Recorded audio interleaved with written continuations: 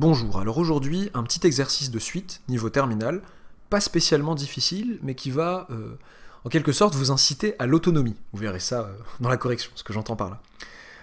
Donc, soit un, la suite définie par u0 égale 1, et pour tout n appartenant à grand N, un plus 1 égale un plus 2n plus 3. On nous demande en première question de déterminer la limite de un, et en seconde question de déterminer l'expression de un en fonction de n. Vous pouvez vous donner... Allez, 25 minutes de réflexion et de recherche, 25 à 30 minutes maximum de réflexion et de recherche avant de regarder la correction, et c'est parti, correction. Déterminer la limite de un. Bon. Ce qui a l'air de se passer... Alors, on peut raisonner de deux manières. Enfin, peut-être d'autres manières, mais en tout cas j'en vois deux. Ce qui a l'air de se passer, c'est... On peut se dire, bon bah... La suite un, elle m'a l'air clairement positive. Elle m'a l'air clairement d'être tout le temps positive. Bon, comment le prouver qu'elle est tout le temps positive? En réalité, il faudrait faire une petite récurrence. On pourrait dire par récurrence immédiate, vous êtes encore un petit peu jeune, les terminales, pour vous permettre des par récurrence immédiate sans conséquence. Mais en vrai, c'est une récurrence assez immédiate, où je dis à l'oral ce qui se passerait, je dis, montrons par récurrence que pour tout n appartenant à grand N, un supérieur ou égal à 0, initialisation u0 égale 1 qui est supérieur ou égal à 0, hérédité, si pour un rang n appartenant à grand N donné un supérieur ou égal à 0, un plus 1 c'est un plus 2n plus 3, et donc c'est aussi supérieur ou égal à 0, puisque c'est un réel positif plus quelque chose de positif. Conclusion, pour tout n appartenant à grand N, un est positif ou nul. Donc voilà, c'est une récurrence assez simple. Une fois qu'on a ça, on peut se dire, bon bah du coup, si tu me dis que n est tout le temps positif ou nul, bah en fait un plus 1 est toujours supérieur ou égal à 2n plus 3, parce que c'est 2n plus 3 plus un réel positif ou nul. Ok. Bah un plus 1 c'est supérieur ou égal à 2n plus 3, et du coup, petit théorème de comparaison, c'est-à-dire que 2n plus 3, quand n tend vers plus l'infini, ça tend vers plus l'infini. Donc, par comparaison, un plus 1 va tendre vers plus l'infini quand n tend vers plus l'infini. Et donc un aussi. La limite de un plus 1 et la limite de un sont la même. Un admet comme limite plus l'infini en plus l'infini. Ok, on pourrait faire ça. Maintenant, je veux montrer un petit moyen de faire l'économie de la récurrence. L'économie de la récurrence peut se faire ainsi, en se disant, mais attendez, les variations de un sont très claires. Pour tout n appartenant à grand N, un plus 1 moins un est égal à 2n plus 3, du coup si je fais un plus 1 moins un, ça fait 2n plus 3, et c'est positif strictement même. Alors j'allais dire positif ou nul, ce qui n'aurait pas été faux. Donc un est croissante, même strictement croissante si je le veux. Ok, c'est une manière d'esquiver la récurrence pour la positivité de un en fait. Un est croissante.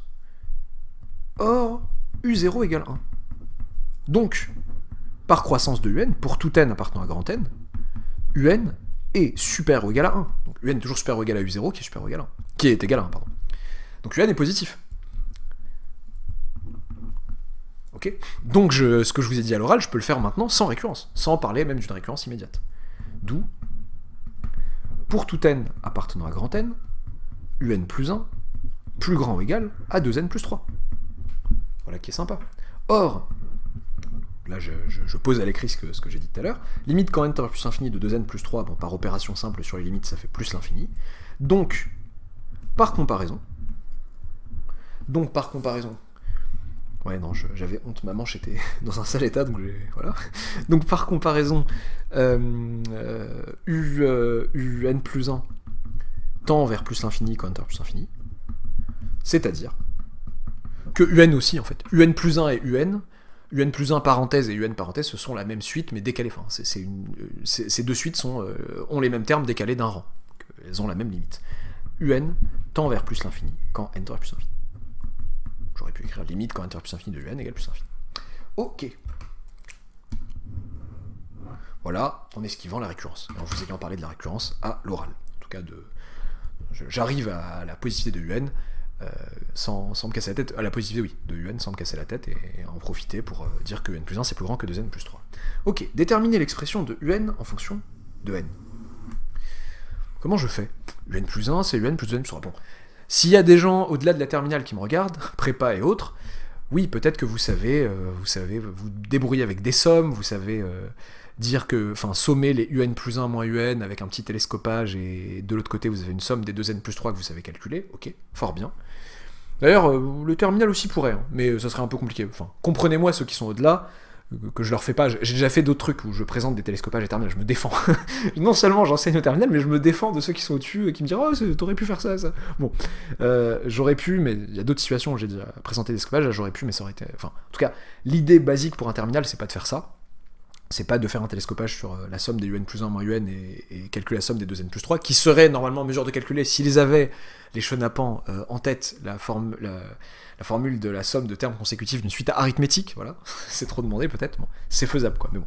Ce qu'on va faire plutôt, c'est, dans ce genre de cas, on se dit, mais attendez, bon, l'énoncé me demande ça, bah, je vais essayer de me donner une petite idée déjà, de ce à quoi je m'attends. U0, ça fait 1, bon, ok. U1, qu'est-ce que c'est? C'est U0, bon je vais faire un peu du zèle, U0 plus 2 fois 0 plus 3, ça fait donc 1 plus 3, ça fait 4, bon, ok, qu'est-ce que c'est pas très sympa. U2, c'est U1 plus 2 fois 1 plus 3, ça fait donc 4 plus 2 plus 3, ça fait donc 9. U3, j'essaye de voir s'il n'y a pas une idée qui peut me traverser l'esprit, une conjecture en fait, tout simplement, voilà. En réalité, l'énoncé originel auquel j'avais accès, dans l'énoncé originel, il y avait des petites questions intermédiaires. Pour la limite de un, il y avait déjà il y avait à établir que un était strictement supérieur à n plus 1 au carré. Et ça se faisait par récurrence. Bon, j'ai sauté cette question et j'ai fait d'une autre manière. Et pour la 2, il y avait d'abord une conjecture à émettre. L'énoncé demandait explicitement ce que je fais là, à savoir calculer les premiers termes. Voilà. Un bon move pour essayer d'avoir une conjecture, ensuite pour pouvoir la démontrer. Donc U3 égale donc U2 plus 2 fois 2 plus 3, ça fait donc 9 plus 4 plus 3, et ça nous fait donc 16. Bon, oh, je sais pas moi, 1, 4, 9, 16, il y a peut-être un point commun. Allez, U4 pour ceux qui dorment, ça fait U3 plus 2 fois 3 plus 3, ça fait donc 16 plus 6 plus 3. Ça fait donc 16 plus 9, et ça fait 25. Bon, ça va, c'est des carrés parfaits quand même. Donc, conjecture, on a l'impression, pour l'instant, parce que c'est que les premiers termes, ça nous permet un peu d'avoir une vérité générale, pour tout n appartenant à grand N, un est en fait égal, donc je dirais pas n carré, parce que 0 au carré, ça fait pas ça. Ça, c'est 1 au carré, ça c'est 2 au carré, ça c'est 3 au carré. Ben, on a l'impression que un, c'est n plus 1 le tout au carré. N plus 1 le tout au carré. Et du coup, alors je crois que je vous ai dit une bêtise à l'oral tout à l'heure, quand j'ai dit ce que disait l'énoncé originel, je crois qu'il disait plutôt... Enfin, si j'ai dit... il disait de montrer que un est supérieur à n plus 1 au carré, non, c'est un supérieur à n carré qui demandait de montrer. Parce que un est précisément égal à n plus 1 au carré après. Ok, soit. Alors, pour conjecture, j'ai ça, ben, comment le montrer? Ben, là, pour le coup, je fais une récurrence. Montrons par récurrence que pour tout n appartenant à grand N, un égale n plus 1 au carré. Je me permets de ne pas mettre de Pn ici, tout ça, j'en ai pas spécialement besoin dans cette situation. Initialisation. Pour n égale 0. Bon, bah, U0, ça fait 1 d'une part, et d'autre part, 0 plus 1 au carré, bah, ça fait 1 au carré, ça fait 1. Donc, bon, donc ça, je vais appeler ça Pn, j'aurais dû dire soit Pn, la propriété machin, donc P de 0 est vrai.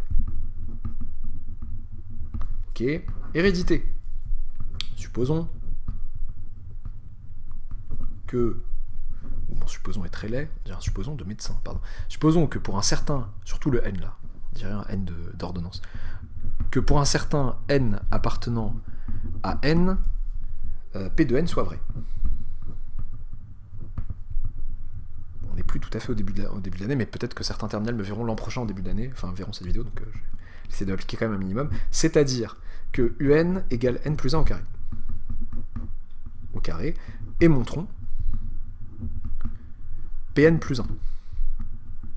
C'est-à-dire, je pensais utiliser juste le verso, comme quoi, c'est-à-dire, alors, un plus 1 égale n plus 2 au carré. C'est ce qu'il faut montrer. Ok. Nous savons que un plus 1, c'est un plus... Alors, j'ai perdu mon fil. Un plus 2n plus 3. un plus 2n plus 3. Donc, eh ben, un plus 1, c'est tout simplement... Donc, comme on sait, par hypothèse de récurrence, que un c'est n plus 1 au carré, ben, c'est n plus 1 au carré plus 2n plus 3. Hypothèse de récurrence, qui m'a permis d'aboutir à ça. Ok, c'est égal à quoi ça? Bah, qu'est-ce que je fais là? Moi j'espère aboutir à n plus 2 au carré. Ben, je vais développer tout ce beau monde. Ça fait n carré plus 2n plus 1 plus 2n plus 3. Ce qui nous fait, si vous êtes bien d'accord, et si vous n'êtes pas d'accord, ça change rien, n carré, je sais pas pourquoi je dis comme ça, n carré plus 4n plus 4. Ça tombe bien, ça, après ma petite identité remarquable, ça fait n plus 2 le tout au carré.